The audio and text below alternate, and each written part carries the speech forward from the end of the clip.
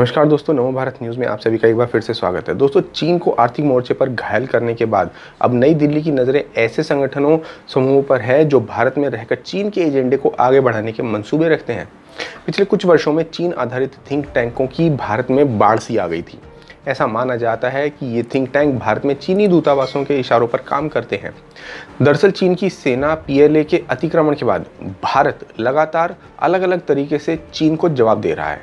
कभी चीनी ऐप्स को बैन करके तो कभी चीनी व्यापारियों पर केस ठोककर भारत ने चीन को परेशान करके रखा हुआ है। तो वहीं अभी एक ताज़ा झटका देते हुए उसकी कंपनियों को सेमी हाई स्पीड ट्रेन की बोली से ही बाहर कर दिया। इस सब से चीन जो है वो बौखलाया हुआ है और वो जानना चाहता है कि भारत आखिर ऐसा कैसे कर पा रहा है और पूरा जो देश है वो भारत की सरकार के साथ कैसे खड़ा है।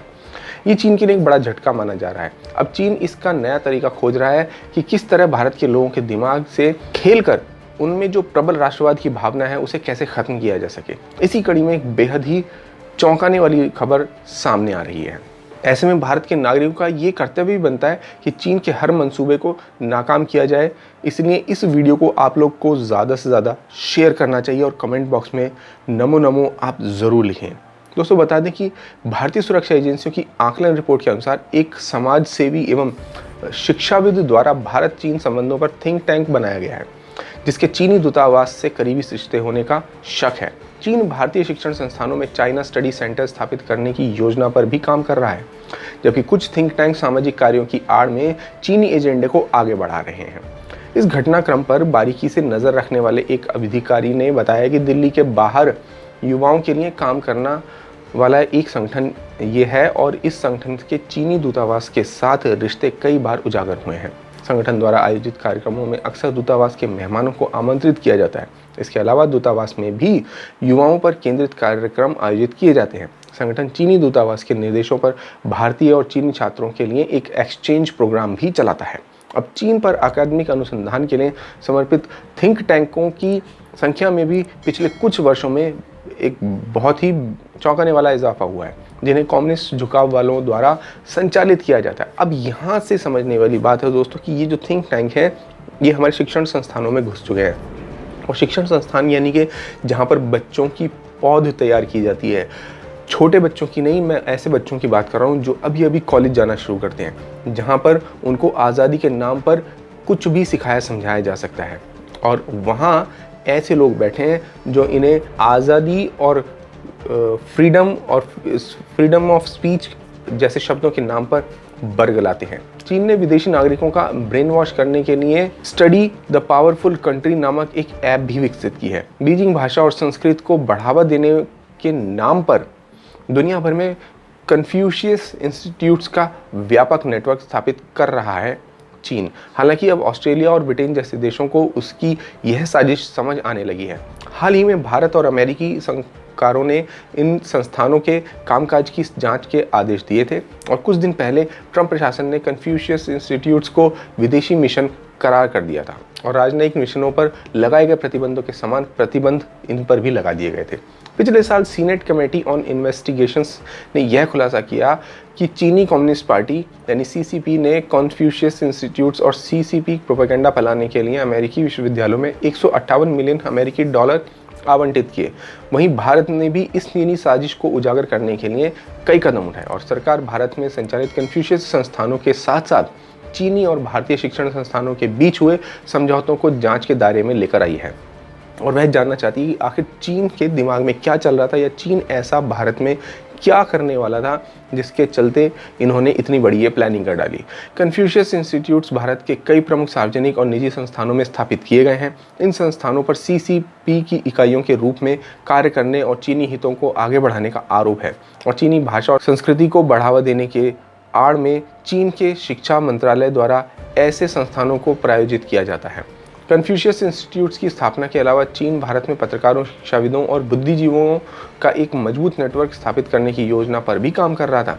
कन्फ्यूशियस संस्थानों के कामकाज की शिक्षा के हालिया फैसले के साथ ही मोदी सरकार के रडार पर वह 54 भारतीय संस्थान भी हैं जिन्होंने चीनी संस्थानों के साथ MOU पर हस्ताक्षर किए थे। इन संस्थाओं में भारतीय प्रौद्योगिकी संस्थान IIT, राष्ट्रीय प्रौद्योगिकी संस्थान NITS, भारतीय विज्ञान संस्थान यानी IISc और वैज्ञानिक और इंजीनियरिंग अनुसंधान ISER, जवाहरलाल नेहरू विश्वविद्यालय यानी JNU, बनारस हिंदू विश्वविद्यालय यानी कि BHU आदि भी शामिल हैं। एक दूसरे अधिकारी ने बताया कि चीन लंबे समय से भारतीय शैक्षिक संस्थानों के रास्ते वैचारिक घुसपैठ कर रहा है और प्रमुख भारतीय संस्थानों में उसके अध्ययन केंद्र स्थापित किए जा रहे हैं। दर्जनों ऐसे अध्ययन केंद्र पहले ही प्रौद्योगिकी, प्रबंधन और सामाजिक विज्ञान से संबंधित प्रतिष्ठित संस्थानों में कार्यरत हैं। भारतीय शैक्षिक क्षेत्रों में चीनी घुसपैठ किस कदर बढ़ गई है, इसका अंदाज़ा आप इस बात से लगा सकते हैं कि पूर्वोत्तर का एक प्रतिष्ठित प्रबंधन संस्थान चीन में व्यवसायों के प्रबंधन से जुड़ा एक पाठ्यक्रम तक चला रहा है। इसके अलावा चीन भारतीय छात्रों के फेलोशिप भी प्रदान करने में लगा हुआ है ताकि चीन बुलाकर उनका ब्रेन वॉश किया जा सके। उसकी प्रमुख फेलोशिप में Schwarzman fellowship, Confucius China studies program यानी CCSP, यूनेस्को PRC सह प्रायोजित फेलोशिप शामिल हैं। चीन इस बात को अच्छे से जानता है कि मीडिया उसके एजेंडे को आगे बढ़ाने का सबसे सशक्त माध्यम हो सकता है, इसलिए उसने भारतीय मीडिया में भी अपनी पैठ बनाने की कोशिशें तेज कर दी हैं। चीन के विदेश मंत्रालय के अंतर्गत आने वाली चीनी पब्लिक डिप्लोमेसी एसोसिएशन यानी CPDA को इस काम की जिम्मेदारी सौंपी गई है। CPDA एक फेलोशिप चलाता है जिसके तहत भारतीय पत्रकारों को चीन आमंत्रित करके प्रशिक्षित किया जाता है। इन पत्रकारों को वित्तीय लाभ, आवास और अन्य भत्तों की पेशकश की जाती है। इसके अलावा उनके पास शीर्ष CCP अधिकारियों तक पहुंच भी होती है। भारतीय समाचार एजेंसियों, अंग्रेजी और हिंदी अखबारों और प्रमुख समाचार चैनलों के पत्रकार फेलोशिप पर चीन की यात्रा करते हैं और बदले में पत्रकार दिलचस्प ढंग से चीन प्रायोजित कार्यक्रम का उल्लेख किए बिना उसके हित से जुड़ी स्टोरी प्रकाशित करते रहते हैं ताकि लोगों के दिमाग में, यानी कि भारत के लोगों के दिमाग में चीन की एक बहुत ही सुंदर और अच्छी छवि बन सके और भारत चीन के प्रति उदार हो सके और उससे ज़्यादा से ज़्यादा संबंध बढ़ा सके। हालिया लद्दाख हिंसा के बाद से भारतीय के रूप में ऐसे चीनी सैनिक ज़्यादा सक्रिय हो गए हैं।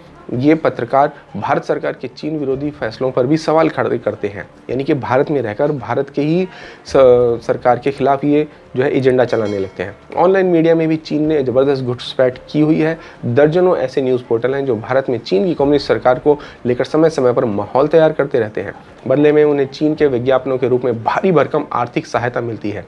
कुछ वक्त पहले तिब्बती कार्यकर्ताओं ने एक प्रमुख भारतीय अंग्रेजी अखबार की आलोचना की थी। दरअसल अखबार ने एक विज्ञापन प्रकाशित किया था जिसमें चीन को एक मसीहा के रूप में दर्शाया गया था, जिसने 1950 के बाद से तिब्बत के आर्थिक विकास, सामाजिक समावेश और धार्मिक स्वतंत्रता के लिए बहुत कुछ किया हो, ऐसा दिखाया था। जानकारों का मानना है कि सरकार को चीन के खिलाफ बड़ा अभियान चलाने की ज़रूरत है ताकि शिक्षा संस्थानों और मीडिया के जरिए अपने एजेंडे को आगे बढ़ाने की उसकी कोशिशों को असफल किया जा सके, नहीं तो इस देश का बहुत जल्द बर्बाद होना निश्चित है। हालांकि पहले ही प्रधानमंत्री मोदी ने कमर कसते हुए चीन को उसकी औकात समझा दी है। दोस्तों, आपका इस पूरी खबर पर क्या विचार है, हमें कमेंट बॉक्स में लिखकर जरूर बताएं। साथ साथ इस वीडियो को शेयर करना आज आपका फर्ज बनता है।